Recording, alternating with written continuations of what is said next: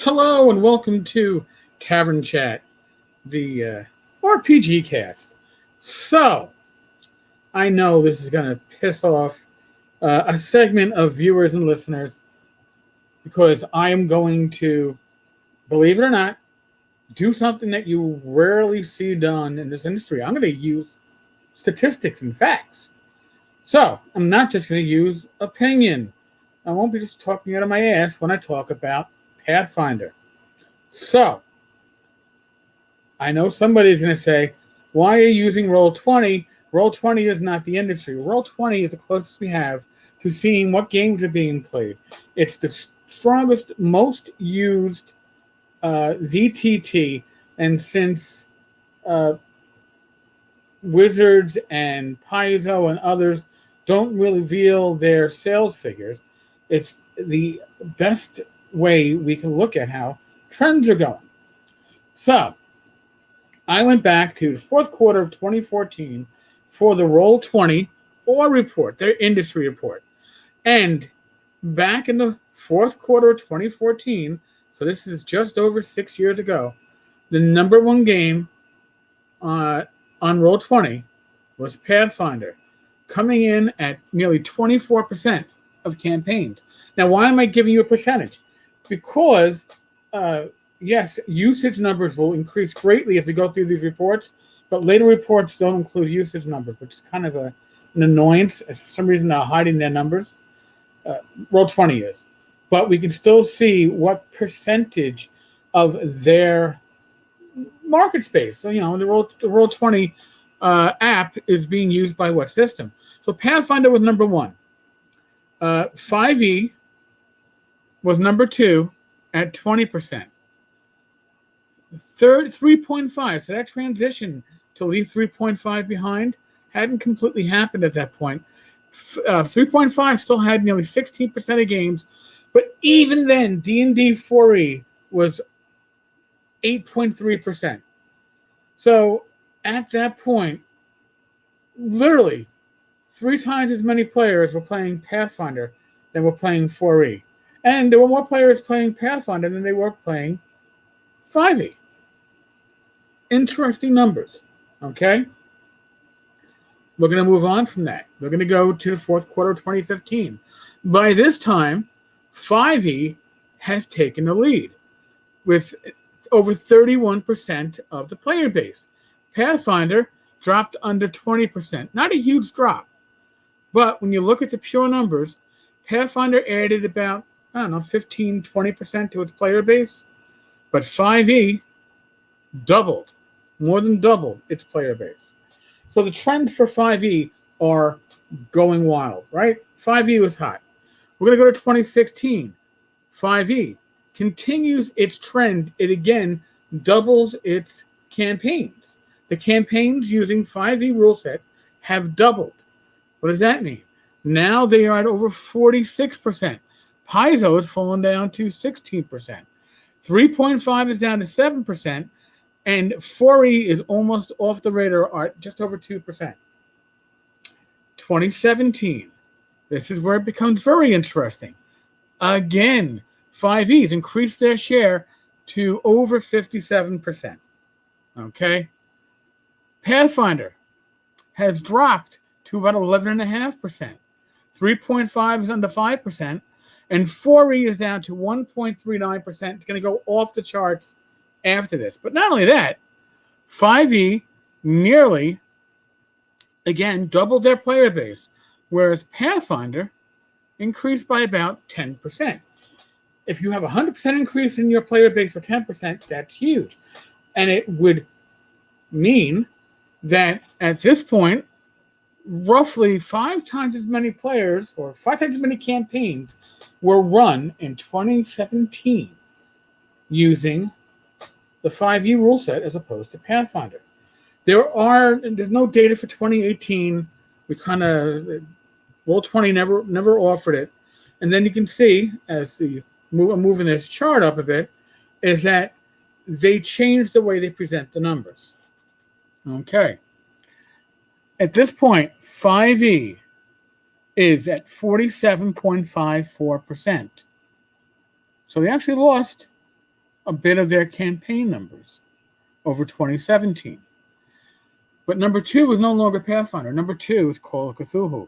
Number 3 is not even Pathfinder. It's uncharacterized. Number 4 is Pathfinder. 2019.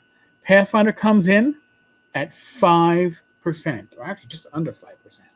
So that means that about 9 to 10 times as many campaigns on Roll20 are using the 5e rule set.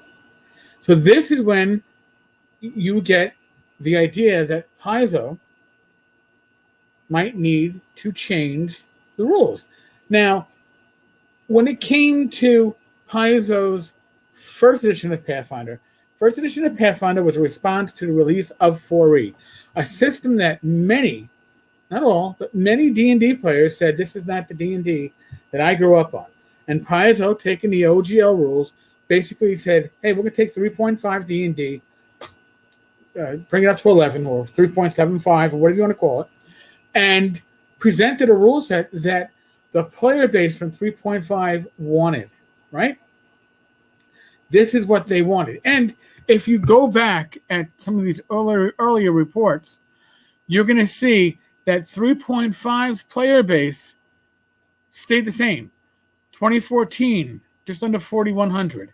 2015, just under 4,100, at least campaign-wise. 2016, 4,000. 2017, 4,000. So this is interesting that the players that stayed with 3.5 were not converting over to Pathfinder at that point. Pathfinder had gotten their conversions. And I'm not saying that Roll20 had not seen an increase in Pathfinder games, but the increase was small. Actually, from 2016 to 2017, Pathfinder saw an increase of probably just less than 10%. Now, we go on to 2019. Like I said,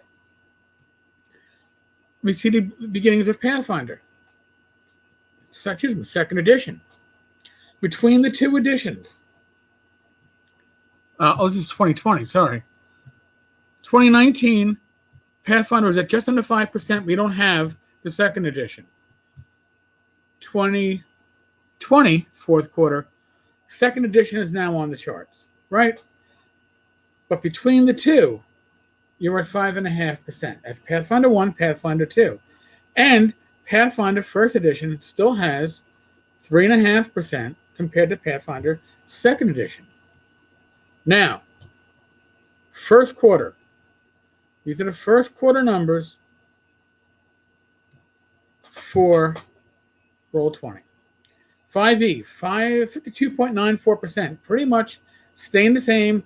52.9 was where they were at the end of last year, so didn't change. Uncharacterized, spot on. Call of Cthulhu, spot on. But Pathfinder, first edition, 3.49%. Pathfinder second edition, 1.51%. So, again, numbers shrank slightly, but together it's at 5.5%. About 1/9 of the campaigns or the amount of usage that 5e is getting. Now, why would that be? Why would Pathfinder first edition, which was a huge success coming out of the box, be a huge success and second edition not be? Again, first edition was a direct result of the dissatisfaction that so many players, D&D players, had with fourth edition, that they were able to go, hey, Pathfinder feels like the game I know. Why is fifth edition so successful? Fifth edition basically threw away fourth edition and went back to its roots. So it gives the D&D players a familiar system with the branding that they're used to, and they don't have to go to a third party to play it. Now, I know people are going to go, because I've seen it in the last time I talked about Pathfinder 2 and Pathfinder. It's a great system. The This is slander. This is a libel. This is not slander. It's not libel. These are fucking statistics. Okay?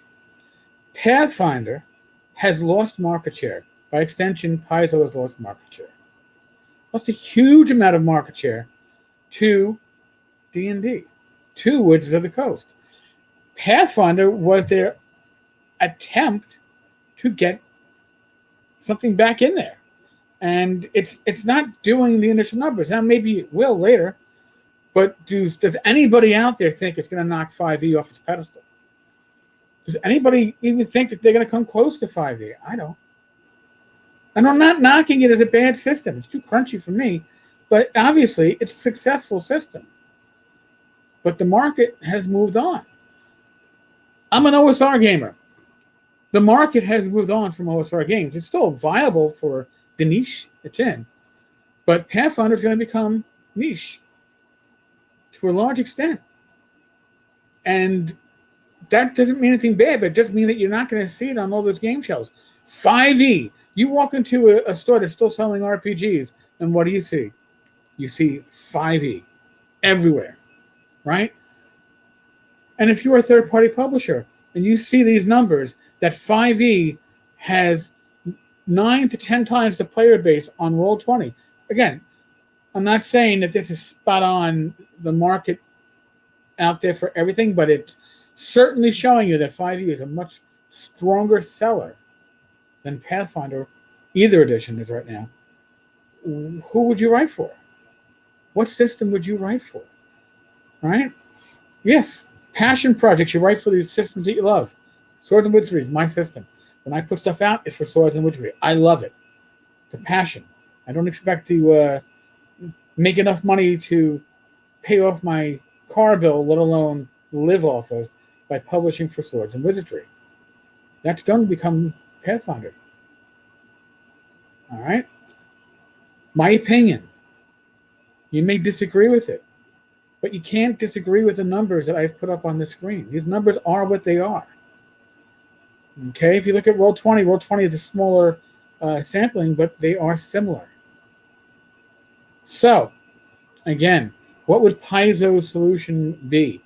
If they want to get back market share, it would probably mean this strong point has always been the adventure paths. Okay, people praise the adventure paths. That's why they put them out for Savage Worlds, right? Savage Worlds is getting the classic Paizo adventure paths converted to Savage Worlds. So why not do it for 5e? Aside from the fact that you are directly supporting your competitor, but look how huge that market is. So, if you want to tell me that your personal experience is that everybody you know plays Pathfinder 2e and loves it, that's fine. And if it's a game that you enjoy, you should love it. I love playing OSR games. I know that they are not the market, right? They're not. 5e is the market. Doesn't mean that Pathfinder 2 is not a good system. I'm not saying that. I am saying that according to these numbers, there has not been a huge conversion of Pathfinder 1 players to Pathfinder 2. You know, and there's still 1% of their player base still playing D&D 3.5. Think about that. And by the way, Starfinder isn't even on the list of their top systems being played. How far back do I have to go for get Starfinder? End of 2020, Starfinder came in at 2/3%, 0.66. Okay? And again, I'm not saying Starfinder is not a good system, and it's not a good game. I am saying the customer base is not there. And if there's no customer base, the money isn't there. And let's be honest, Paizo is in it to make a profit. All right, these big publishers are in it not just to put product in and to make you happy. They're hoping to make you happy so you buy more product. They can make a lot more customers happy by publishing adventure paths for 5e. That's my opinion. You may disagree with it. You got a voicemail. Leave it. Leave your voicemail. I'm happy to listen to them. I'm happy to play them back. Again, I know that people are going to be like all bent out of shape because he's saying these bad things about Pathfinder. I'm showing you the statistics. I'm showing you the numbers from Roll20, the VTT, especially in the world of COVID, where everybody has flocked to.